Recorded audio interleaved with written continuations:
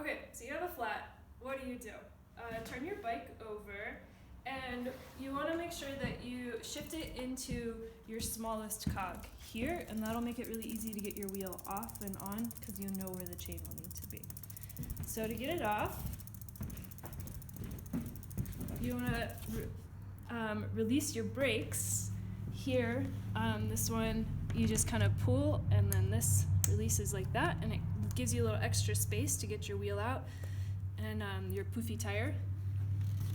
And if you have a quick release, you just this is in a closed position, it says closed, we're gonna open it. So we'll just go to the open position.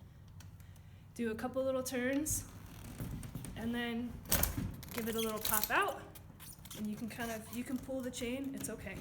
It's okay to touch the chain. And there you go, you got your wheel out, and we can fix your flat. So first up, you need a tire lever to get your tire, we're going to take it off halfway. You're going to start by using this little lipped end and grabbing underneath, pulling this away and grabbing the wire bead here. And this can be pretty difficult sometimes, so I like to get some good leverage, get on top and then give it a good push, and you're kind of like starting to peel this out and away. And then once you got a good chunk of it out, it should be a little bit easier, and kind of work that all the way around, and you loosen this up. And then you can, where the valve is, push the valve up and out if it goes, and pull it out, and you can pull your tube out and leaving your tire halfway on the rim. So we need to find what caused the flat. You want to look on the outside and see if you find anything. Oh, well, we got a staple. So that might be it. Pull that out.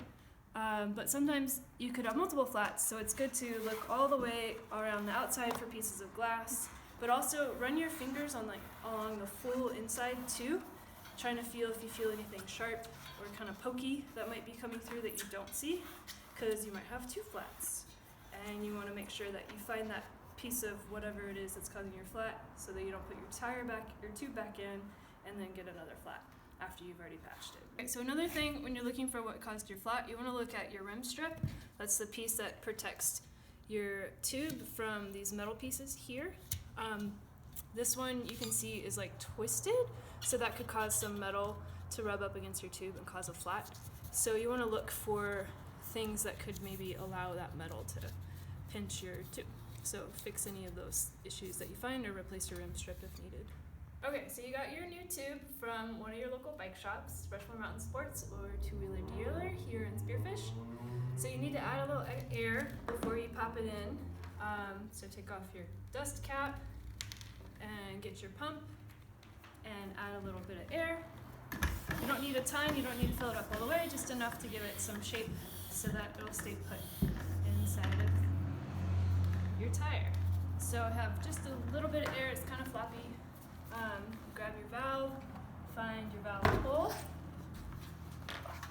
and then pop that baby in there. And then you can start tucking the tube inside of your tire. And this is one of the great reasons of why keeping the tire on, because it just makes this whole process easier. So to put your tire back on, you want to start at the valve. You might need to push that guy through a little bit more. Okay. Start the valve and tuck your tire in, and then you're going to work around that in a way, tucking your tire into your rim until you get to a part that's kind of hard, and then you just kind of continue to roll with your hands. You might be tempted to use a tool to put this in at this point, but try not to, because you might pop your tire or your tube. There you go, it's nice and seated. Sometimes you want to check by pushing your tire over to make sure that you don't have little bits of tube that are stuck underneath there, because when you inflate it, it'll make this weird like little bloop bloop bloop.